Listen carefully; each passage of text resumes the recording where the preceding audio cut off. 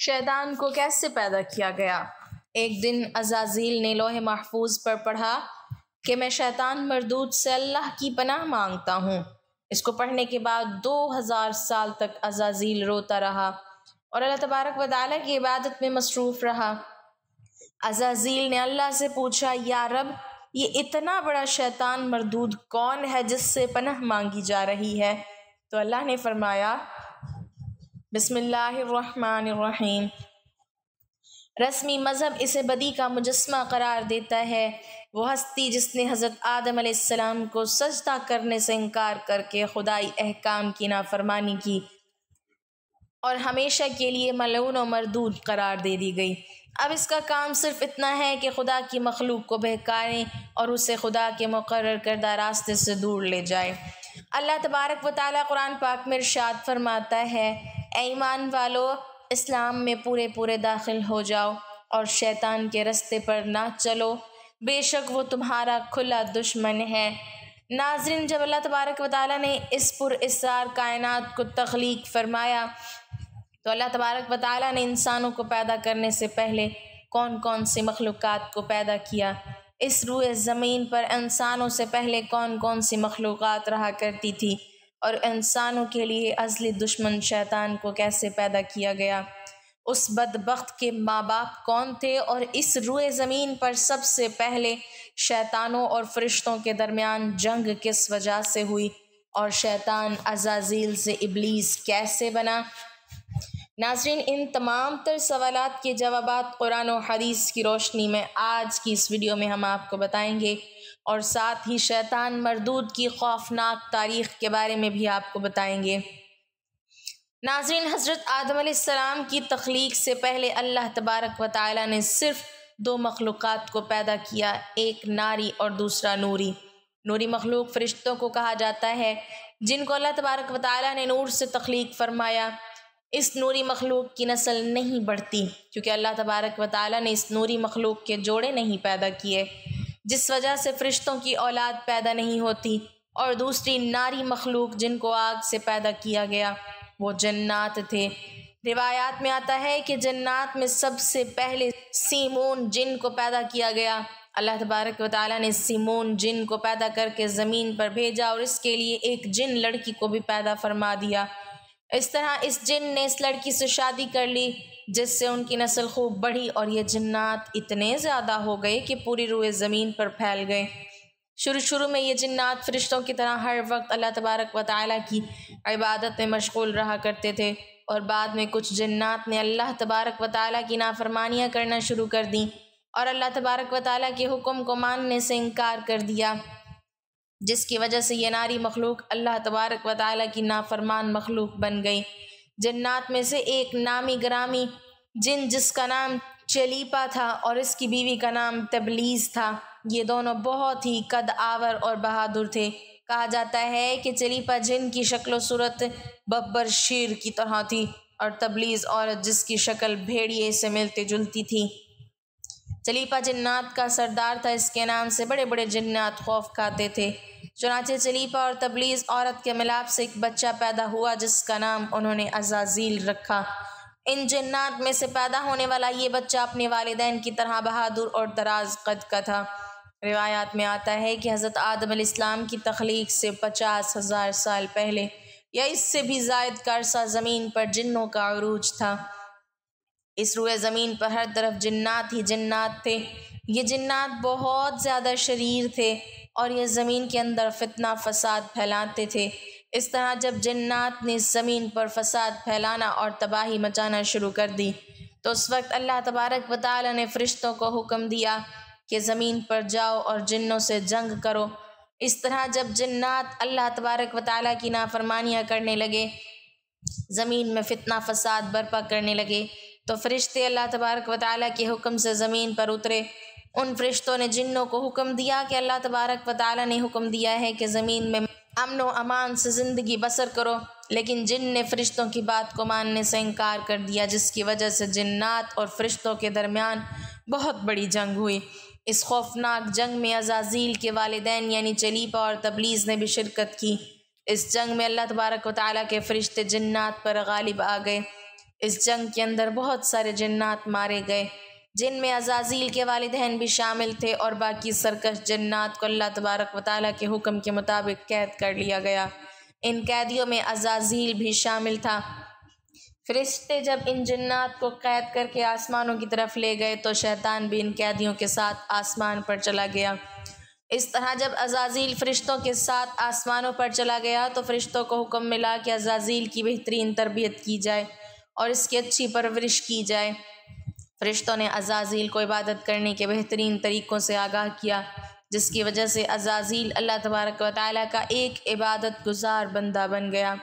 اس طرح عزازیل نے اللہ تبارک و تعالیٰ کی عبادت کرنا شروع کر دی اور اللہ تبارک و تعالیٰ کی بارگاہ میں بہت بڑا مقام حاصل کر لیا۔ اس دوران عزازیل بہت قابل اور عقل مند بن گیا، اس کے پاس بہت زیادہ علم آ گیا۔ اس وقت اللہ تبارک و تعالیٰ نے عزازیل کو فرشتوں پر استاد مقرر کر دیا۔ عزازیل فرشتوں کو تعلیم و تربیت دینے لگا اور فرشتے عزازیل کے پاس آتے اور علم حاصل کرتے۔ فرشتے عزازیل کو نیک اور پرہیزگار کہا کرتے تھے۔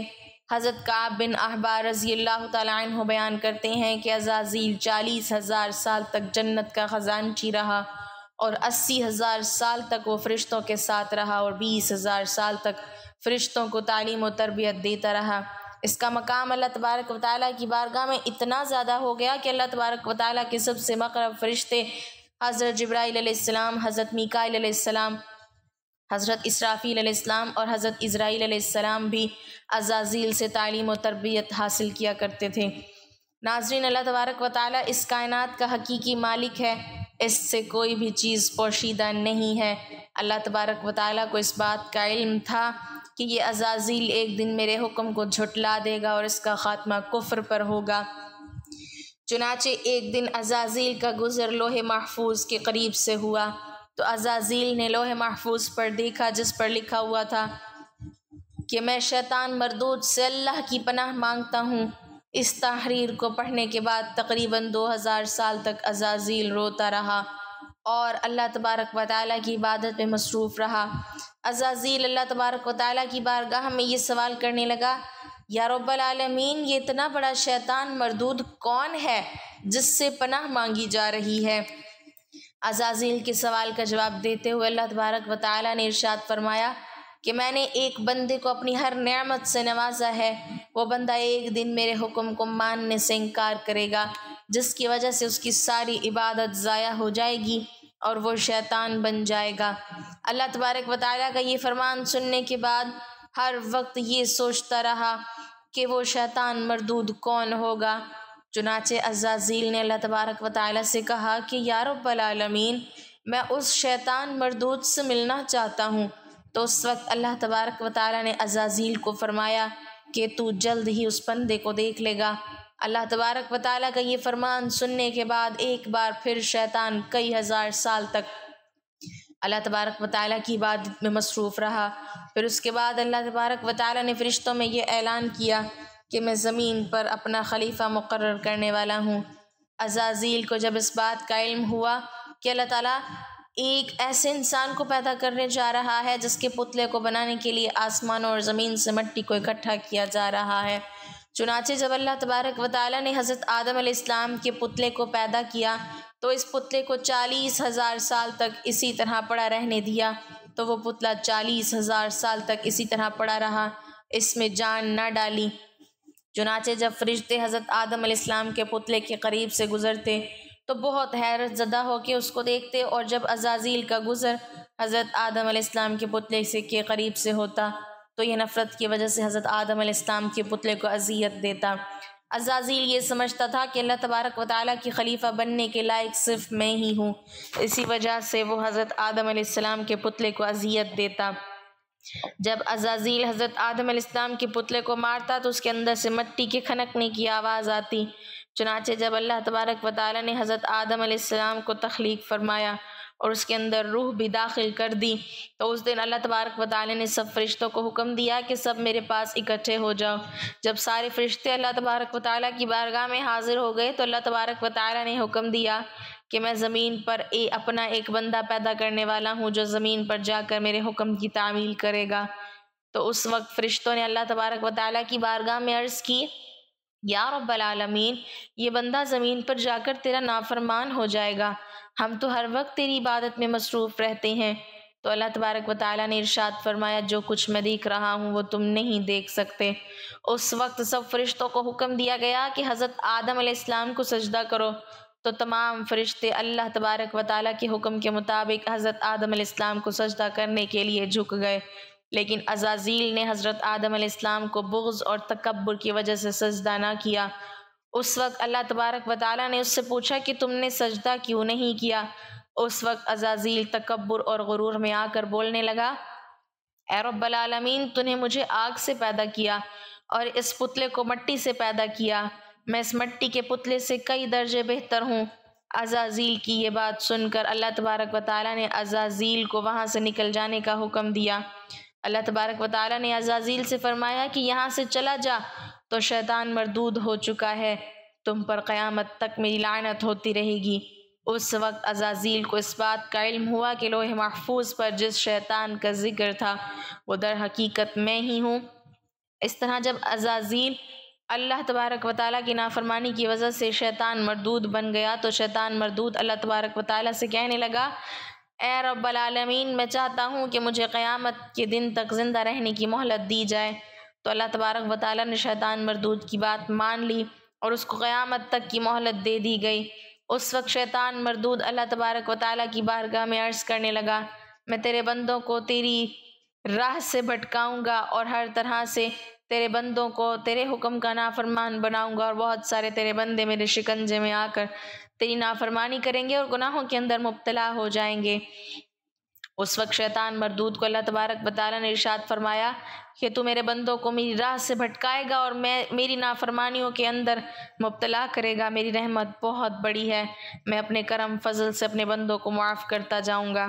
ناظرین، اس طرح غرور اور تکبر کی وجہ سے عزازیل شیطان مردود بن گیا اور اللہ تبارک و تعالیٰ نے لعنت کا توق اس کے گلے میں ڈال کر اس کو آسمان سے نیچے پھینک دیا، اور شیطان مردود ہمیشہ ہمیشہ کے لیے اللہ تبارک و تعالیٰ کی رحمت سے دور ہو گیا۔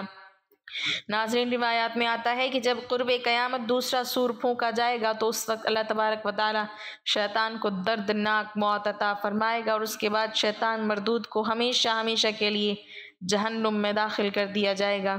اللہ تبارک و تعالیٰ سے دعا ہے کہ اللہ تبارک و تعالیٰ ہمیشہ اپنی فرما برداری میں زندگی گزارنے کی توفیق عطا فرمائے، آمین۔